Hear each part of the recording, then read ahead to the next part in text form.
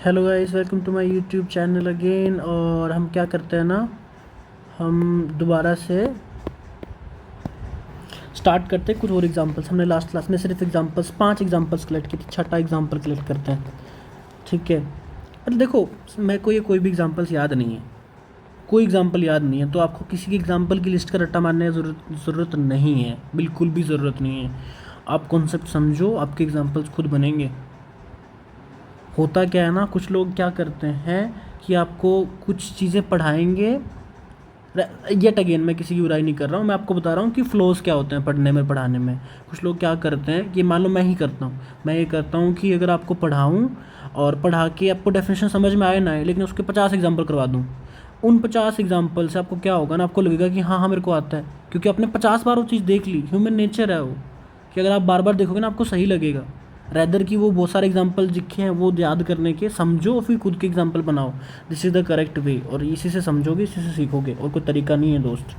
छठा एग्जाम्पल देखो, f n x equals to x power n 1 minus x, x belongs to 0 to 1। ठीक है, seventh example, अभी ये सी एस आर नेट में आया था, ये एग्जाम्पल देखो, x power n log of 1 plus square root x by 2। ठीक है, x belongs to 0 to 1। Okay, eighth example, n x upon 1 plus, ये बहुत फेमस है। ठीक है, आपको बहुत बुक्स में मिल जाएगा ये वाला एग्जाम्पल। ठीक है, नाइन्थ एग्जाम्पल देख लें। ओके, यहाँ लिख लेते हैं, स्पेस बचा है। नाइन्थ एग्जाम्पल में हम क्या करते हैं, स्क्वायर्स कर लेते हैं। और क्या फ़र्क पड़ेगा इसके स्क्वायर करने से, ये आपको तब समझ में आएगा जब मैं कुछ चीज़ें डिफ़ाइन करूँगा ना, अभी तो नहीं आएगा। चलो, बस एग्जाम्पल्स हैं ये, तो ऐसा आपको परेशान होने की रिक्वायरमेंट नहीं है। यहाँ से मैं कोई सजेशन नहीं दे रहा हूँ, तो मैं बिल्कुल सजेस्ट नहीं करता हूँ कि रट्टा मारना, याद करना, ये नंबर पे ये एग्जाम्पल, ऐसा कुछ नहीं, इसका कोई यूज़ नहीं होता है।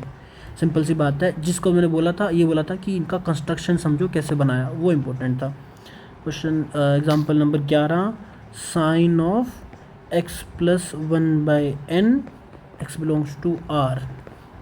और ट्वेल्थ एग्जाम्पल येट अगेन एक काम करते हैं, बना लेते हैं, थोड़ा टाइम स्पेंड करते हैं ट्वेल्थ एग्जाम्पल पे, फिर से बना लेते हैं ट्वेल्थ एग्जाम्पल। अब मैं फिर क्या कर रहा हूँ ना, डायग्राम बनाऊँगा पहले, फिर मैं आपको समझाऊँगा कि कैसे लिखा है। ठीक है, एक काम करते हैं, ये मेरा ओके थोड़ा सा जगह नहीं, यहीं बना लेते हैं, तो एग्जाम्पल 12 भी यहीं लिखेंगे हम।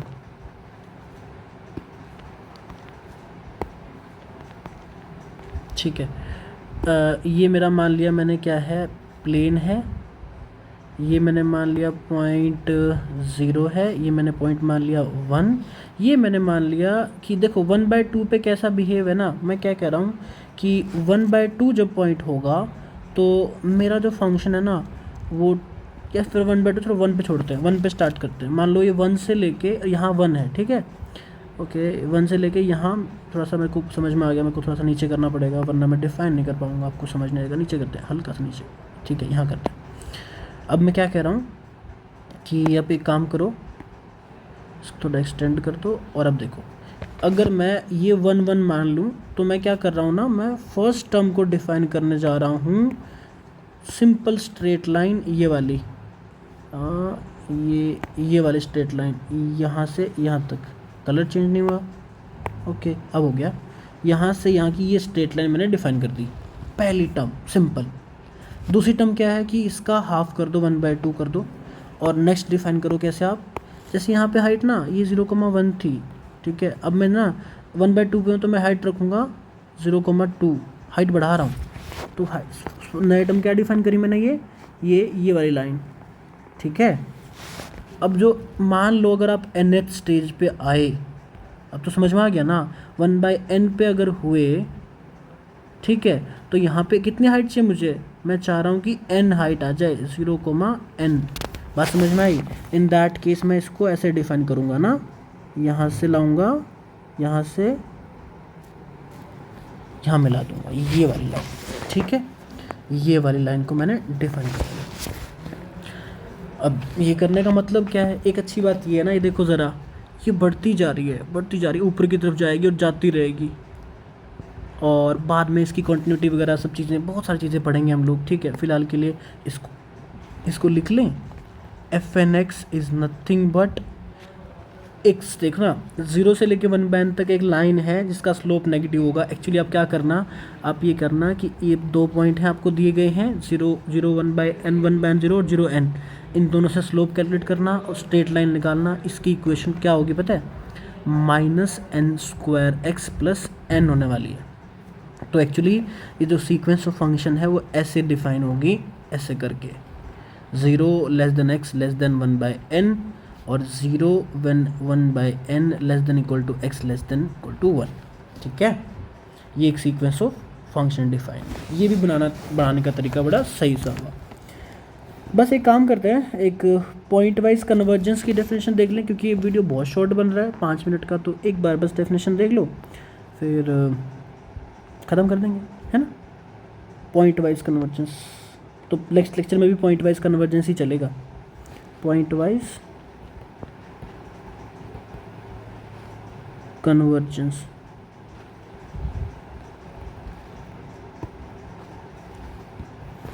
चलो ठीक है। हम कब कहते हैं किसी सीक्वेंस ऑफ फंक्शन को कि वो पॉइंट वाइज कन्वर्ज करेगी, देखना ज़रा। तो मैं पार्टीशन कर लेता हूँ, वरना हम वेस्ट कर देते हैं, हालांकि डिजिटल है but still. Let fn from S subset of R to R be a sequence of function, be a sequence of functions. We say fn converges pointwise. fn converges pointwise to a function f defined from S subset of R to R, same subset पे, अगर हम कहेंगे converge करेगी, अगर कैसा हो, if for all x not belongs to S, आप domain का कोई भी पॉइंट ले लो, ठीक है। दिस सिंप्लाइज, है ना, if for all x not belongs to x, fn at x naught converges to f at x naught. मतलब आप कोई भी नंबर ले लो डोमेन का, उस नंबर को सीक्वेंस की हर टर्म में पुट करो, तो ये क्या बनेगी, ये बनेगी सीक्वेंस ऑफ रियल्स, ठीक है। क्या बनेगी ये, सीक्वेंस ऑफ रियल्स। किसी भी फंक्शन के अंदर पुट करोगे तो f1 के अंदर कुछ मान लो वैल्यू तुम्हारी क्या थी, 2024 थी x नोड की वैल्यू, तो ये भी एक नंबर ही आएगा ना, f2 2024 में एक नंबर ही आएगा। ऐसे करके क्या बनेगा, सीक्वेंस ऑफ रियल नंबर बनेगी ये वाली, ठीक है। अगर ये कन्वर्ज करती है तो हम बोलेंगे सीक्वेंस कन्वर्ज करती है pointwise. And we write, कैसे लिखते हैं हम इसको, limit n tends to infinity fn x equals to fx, ऐसे लिख देते हैं फिर हम, ये लिमिट ये बनेगी, ठीक है सर। एक एग्जांपल कर लेते हैं, ओके। सिंपल एग्जांपल, हमने लिस्ट जो बनाई थी उसमें से कुछ एग्जांपल जो आते रहेंगे डिस्कस करते रहेंगे।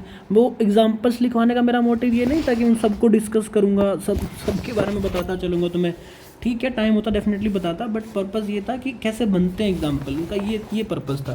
बट एक बार समझ में आ गया ना, तो ये तो पक्का है, वो तुम खुद ही कर दोगे सारे, गारंटी है। मोदी की तो नहीं बट मेरी तो है, ठीक है ना, देखना। हाँ, example, fn x equals to x power n, ये जो हमने सीक्वेंस ऑफ फंक्शन ली थी, ठीक है, x बिलोंग्स टू -1 to 1, इसके बारे में बात करें, देखना ज़रा। अगर मैं बात करूं fn ऑफ -1 की, तो ये बनेगा -1 power n, this does not converge, ठीक है। इसका मतलब हुआ कि अगर एक पॉइंट पे भी कन्वर्ज नहीं करी ना, तो sequence of function point wise converge नहीं करेगी। इसका मतलब हुआ कि x power n does not converge point wise in -1 to 1। ये एग्जांपल समझ आया, एक पॉइंट के लिए नहीं करी तो फिर अब नहीं करेगी। अब एक काम करते हैं, इस एग्जांपल को थोड़ा चेंज कर लेते हैं हम, ठीक है भाई, अगर आपको -1 पे दिक्कत है तो उसको हटा के देख लो, क्या पता कुछ अच्छा हो जाए। अब अच्छे का तो पता नहीं, देखते हैं, है ना। F n x equals to again x power n but domain will be different this time, जहाँ पे डिफाइन हो क्या x बिलोंग्स टू -1 हटा दो और ये रख लो, ठीक है।